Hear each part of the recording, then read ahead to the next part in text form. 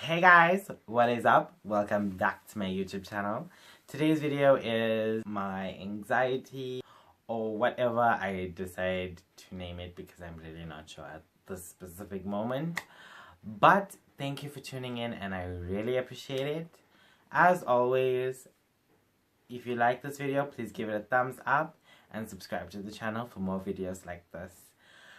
This is the first video that I'm recording so late at night and it's so different to when you're recording during the day.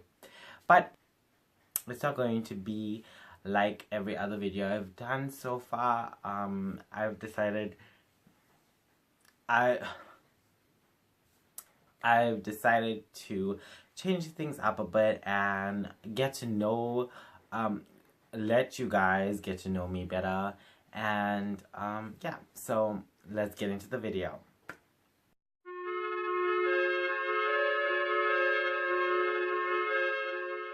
Okay, so today's video is going to be very deep. I just have a little bit of a disclaimer. I am not qualified in any way to deal with mental health issues. It's just my experiences that I'm sharing with you guys and it's very personal. First, I would like to start, I don't even know how to start these videos. Okay, so let's talk about how my first ever panic attack and anxiety happened. Many years ago, well, not many years ago, I think it was about 3 years ago, we had this incident where we was traveling and the driver fell asleep at the wheel and I was next to him.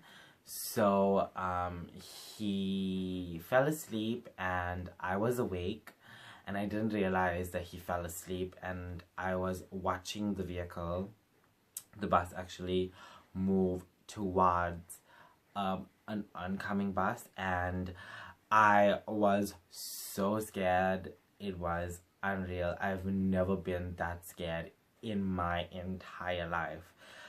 It's like, you know, when someone dies, like just before something bad happens to somebody, they see their life flash before them. I didn't see my whole life and all the crazy things I did, but I felt as if a specific moment in my life, that happened changed my entire life. Thereafter, as we got back home, it didn't affect me immediately. It affected me in the longer run. So maybe like 2 weeks or 3 weeks in to being back home, I started to feel it, but I just brushed it off. And eventually I was just laying down on my bed and I could feel like my chest is tight and it was freaking me out.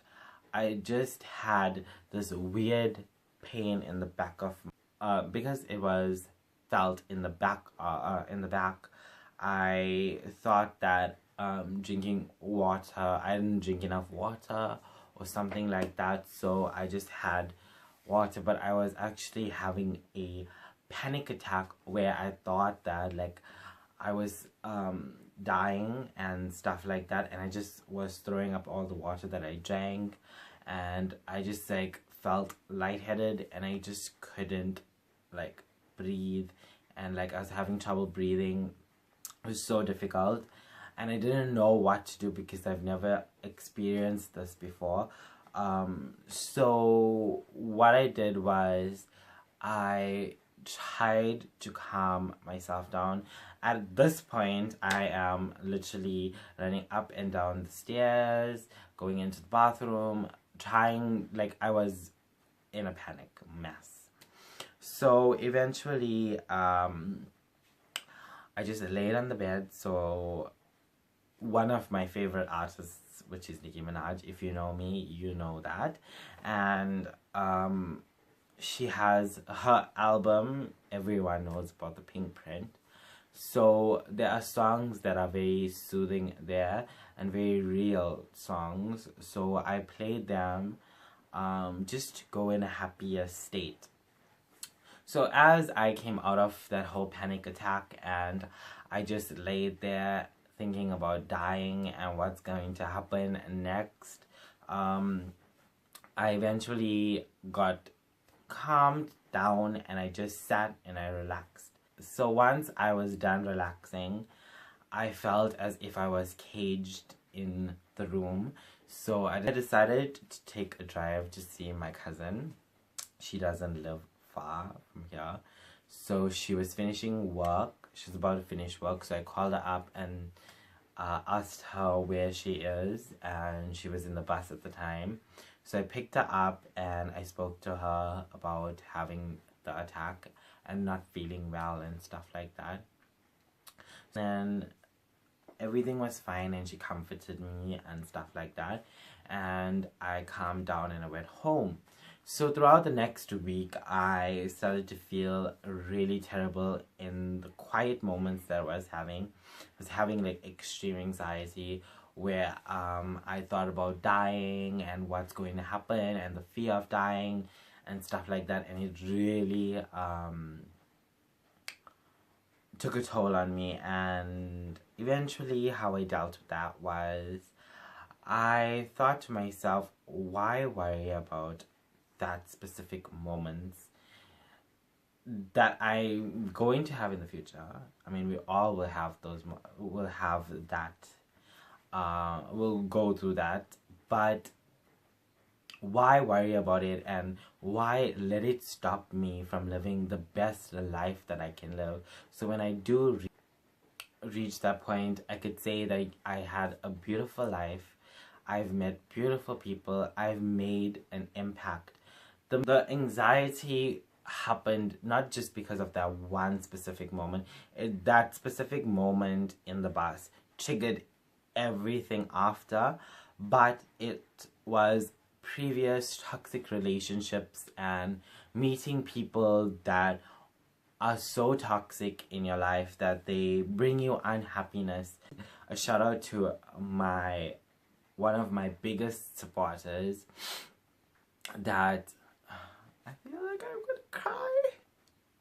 But there's a friend of mine that knows everything, well, almost every single thing about me. And she has always supported me through everything. Oh my god, I don't know why I'm getting emotional. So, I want this part to talk about her, so in years to come I can look back at it and be like, you were the first person that I told that I was gonna start a YouTube channel. You were the first person that believed in my YouTube channel. Yes.